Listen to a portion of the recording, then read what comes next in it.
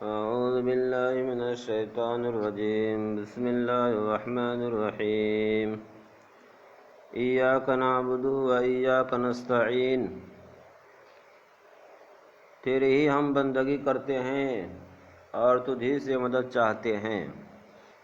یہ سورہ فاتحہ کی تفسیر چل رہا ہے۔ اس آیت میں ایک پہلو حمد ثنا کا اور دوسرا دعا کا و درخواست کا ہے۔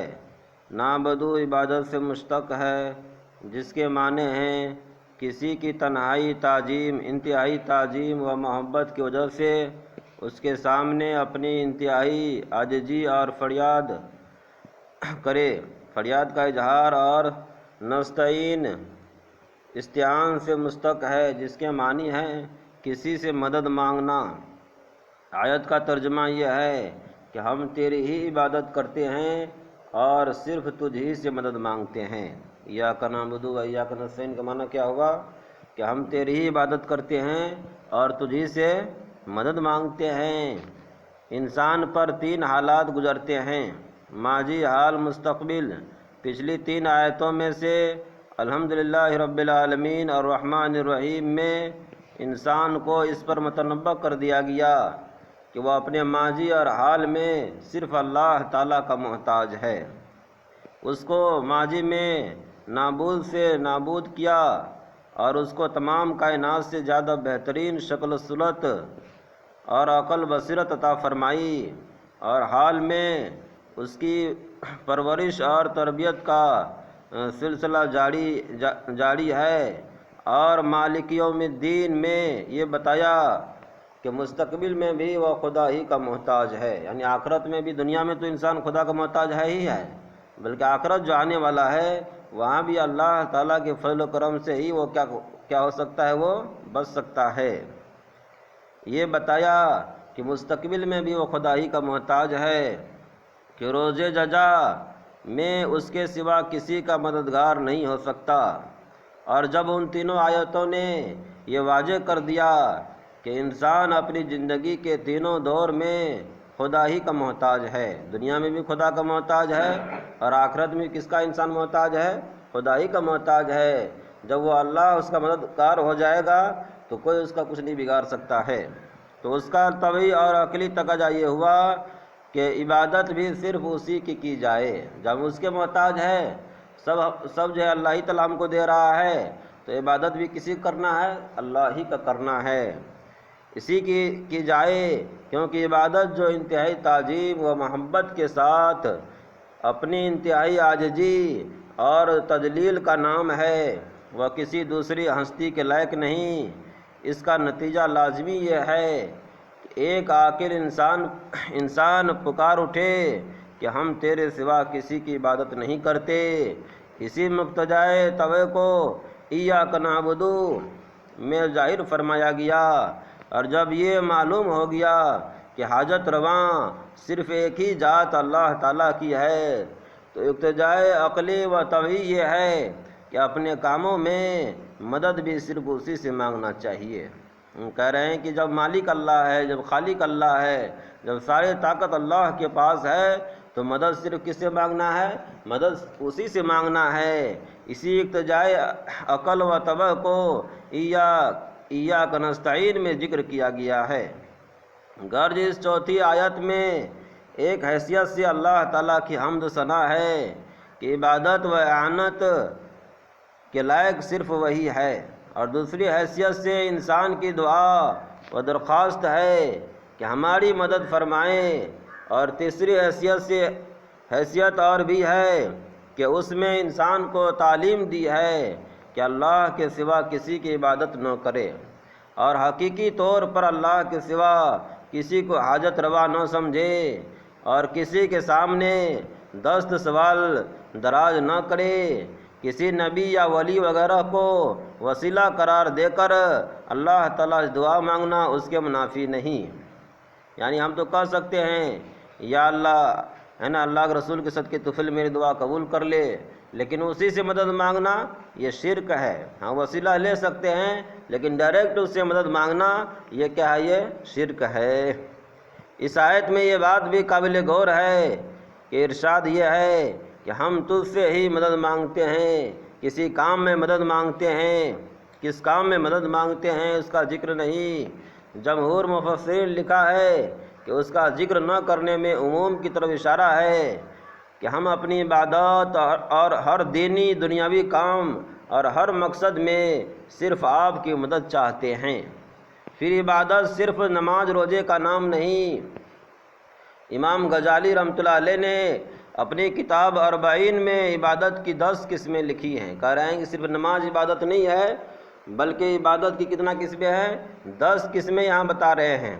نمبر 1 نماز، روزہ، زکوٰۃ، حج، تلاوت قرآن، ہر حالت میں اللہ کا ذکر کرنا، حلال روزی کے لیے کوشش کرنا، پڑوسی کے حقوق ادا کرنا، لوگوں کو نیک کاموں کا حکم کرنا اور برے کاموں سے روکنا، رسول اللہ صلی اللہ علیہ وسلم کی سنت کا اتباع کرنا، یہ 10 چیزوں کا نام کہہ رہے ہیں عبادت ہے۔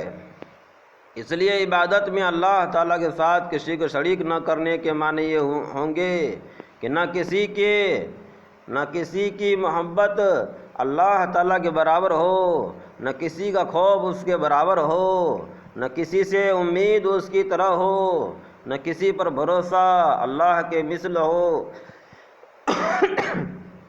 نہ کسی کی اطاعت و خدمت اور کام کو اتنا ضروری سمجھے جتنا اللہ کی عبادت کو، نہ اللہ تعالیٰ کی طرح کسی کی نظر اور منت مانے، اور نہ اللہ تعالیٰ کی طرح کسی دوسرے کے سامنے اپنی مکمل عاجزی و تذلیل کا اظہار کرے، اور نہ افعال کسی دوسرے کے لیے کرے جو انتہائی تذلیل کی علامت ہیں، جیسے رکوع سجدہ۔ یعنی کہہ رہے ہیں کہ ہم اللہ تعالیٰ کو سب سے زیادہ مانیں، اللہ کے برابر ہم کسی کو نہ ٹھہرائیں، کہ اللہ تعالیٰ کو ہر چھپی یا کھلی چیز کا علم ہے، کسی اور کے متعلق ہم یہ گمان نہ کریں کہ فلاں چیز بھی فلاں صاحب بھی وہ جانتا ہے، غیب کی باتیں نہیں، غیب کی باتیں کوئی نہیں جان سکتا، غیب کی باتیں صرف اللہ جانتا ہے۔ نفع نقصان کا مالک کون ہے؟ ایک اللہ ہے، اور ہم دوسروں کو کہیں گے کسی انسان کو وہ بھی نفع نقصان پہنچاتا ہے تو یہ بھی شرک ہے۔ تو اس لیے نفع نقصان کون پہنچاتے ہیں؟ اللہ پہنچاتے ہیں۔ کہہ رہے ہیں اللہ کے مقابلے میں کسی کو نہیں لانا ہے، اگر لا لیا تو یہی کیا ہے؟ شرک ہے۔ آگے کہہ رہے ہیں اہدنا الصراط المستقیم، بتلا ہم کو سیدھا راستہ۔ اس کا معنی بتا رہے ہیں جس کا ترجمہ یہ ہے کہ بتلائیے ہم کو سیدھا راستہ، راستہ ان لوگوں کا جن پر آپ نے انعام فرمایا، نہ راستہ ان لوگوں کا جن پر آپ کا غضب کیا گیا، اور نہ ان لوگوں کا جو راستے سے گم ہو گئے۔ کہہ رہے ہمیں راستہ بتا، کس کا؟ اہدنا الصراط المستقیم، یعنی ہمیں سیدھا راستہ بتا، کس کا؟ انبیاء علیہ السلام کا، نبیین کا، صحابہ کرام کا، اس کا ہمیں راستہ بتا۔ ان تینوں آیتوں میں چند باتیں قابل غور ہیں، تکمیل اور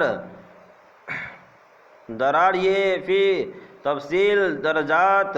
پہلی بات قابل غور یہ ہے کہ صراط مستقیم کی ہدایت کے لیے دعا جو اس آیت میں تعلیم فرمائی گئی ہے، اس کے مخاطب جس طرح تمام انسان اور عام مومنین ہیں، اسی طرح اولیاء اللہ اور حضرات انبیاء علیہ السلام بھی اس کے مامور ہیں، جو بلا شبہ ہدایت یافتہ بلکہ دوسروں کے لیے ہدایت کا سرچشمہ ہے۔ پھر اس حاصل شدہ چیز کی بار بار دعا مانگنے کا مطلب یہ ہے کہ اس کا جواب ہدایت کی پوری حقیقت معلوم کرنے پر موقوف ہے، اس کو کسی قدر تفصیل کے ساتھ بیان کیا جاتا ہے جس سے سوال مذکور کے علاوہ ان تمام اشکال کا جواب معلوم ہو جائے گا۔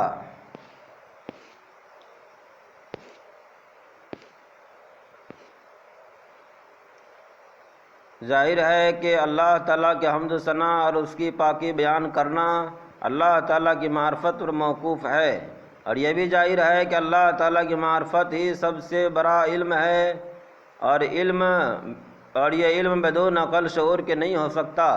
اس لیے ان آیات سے ثابت ہوا کہ تمام کائنات کے اندر روح حیات بھی اور ادراک احساس بھی، عقل شعور بھی، مگر بعض کائنات بھی ہے جو اتنا کم اور مخفی ہے کہ عام دیکھنے والوں کو اس کا احساس نہیں ہوتا۔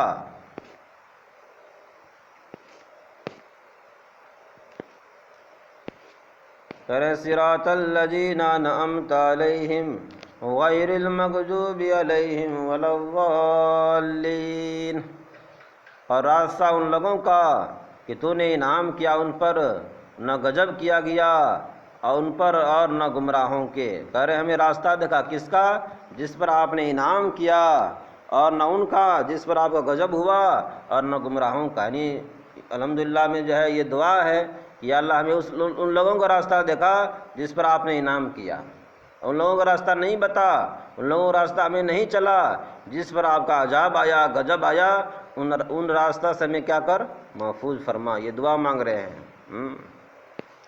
یعنی نہ راستہ ان لوگوں کا جن پر آپ کا غضب کیا گیا، اور نہ ان لوگوں کا جو راستے سے گم ہو گئے۔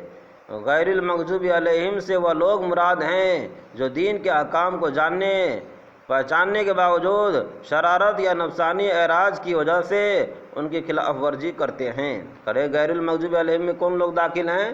جو نافرمان ہیں وہ لوگ داخل ہیں، یا دوسرے لفظوں میں احکام الہی کے تعمیل میں کوتاہیاں کرتے ہیں۔ جیسے عام طور پر یہود کا حال تھا کہ دنیا کے جلیل مفاد کی خاطر وہ قربان کرتے اور انبیاء کی توہین کرتے تھے۔ ضالین سے مراد وہ لوگ ہیں جو ناواقفیت اور جہالت سے کے سبب دین کے معاملے میں غلط راستے پر پڑ گئے اور دین کے مقرر حد سے نکل کر افراط و غلو میں مبتلا ہو گئے۔ جیسے عام طور پر نصارہ تھے کہ نبی کی تعظیم میں اتنے بڑھے کہ انہوں نے خدا بنا لیا۔ کہہ رہے ہیں کہ نصارہ جو ہے نبی کا اتنا تعظیم کیا، اتنا اس کو بڑھایا، اتنا بڑھایا کہ نبی کو ہی خدا ماننے لگا، ہے نا۔ عیسیٰ علیہ السلام کو خدا کا بیٹا کہتا ہے۔ ایک طرف یہ ظلم کہ اللہ کے انبیاء کی بات نہ مانے، انہیں قتل کرنے سے گریز نہ کرے، دوسری طرف یہ زیادتی کہ ان کو خدا بنا لے۔ نبی ہی کو کیا بنا دیا؟ خدا بنا دیا۔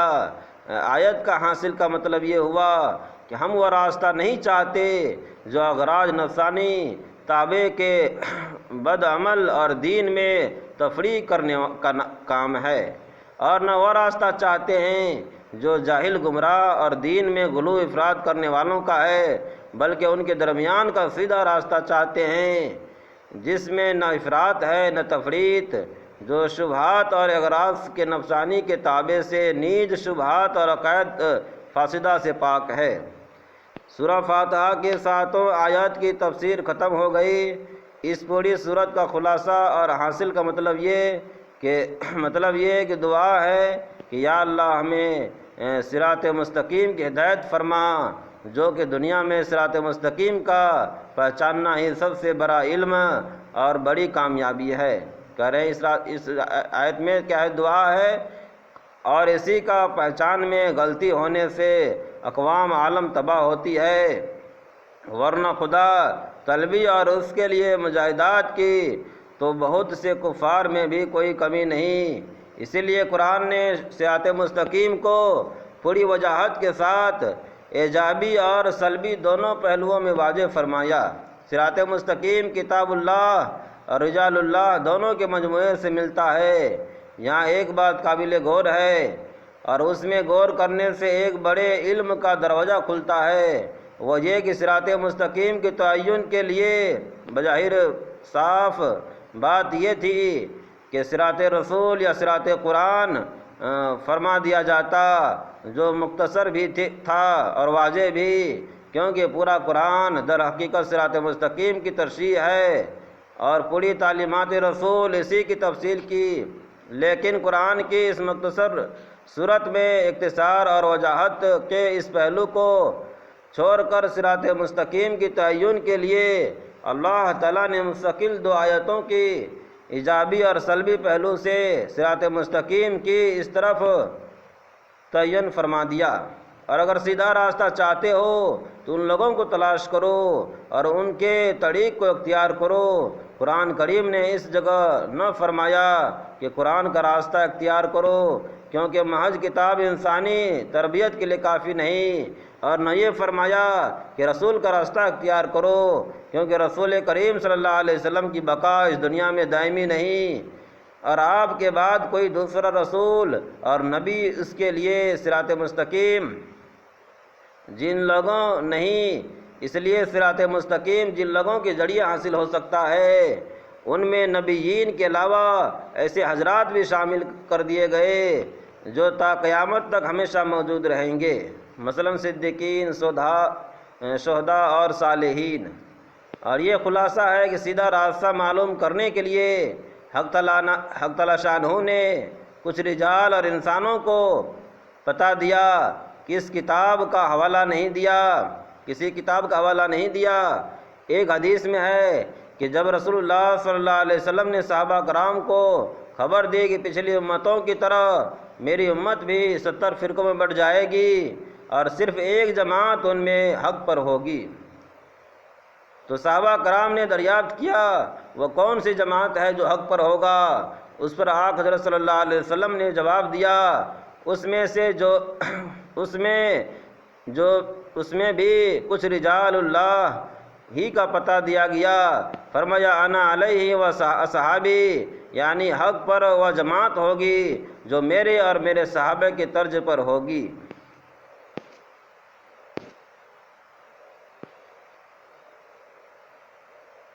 سورہ فاتحہ میں پہلے اللہ تعالیٰ کی حمد و ثنا ہے، پھر صرف اللہ تعالیٰ کی عبادت کا اقرار اور اس کا اظہار ہے، اور ہم اس کے سوا کسی کو اپنا حاجت روا نہیں سمجھتے۔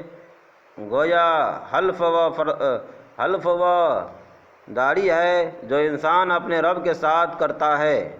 اس کے بعد پھر ایک اہم دعا ہے جو تمام انسانی مقاصد اور ضروریات پر حاوی، اور اس میں بہت فوائد، مسائل اور ضمنی آئے ہیں۔ اس میں سے چند اہم مسائل کو لکھا جاتا ہے۔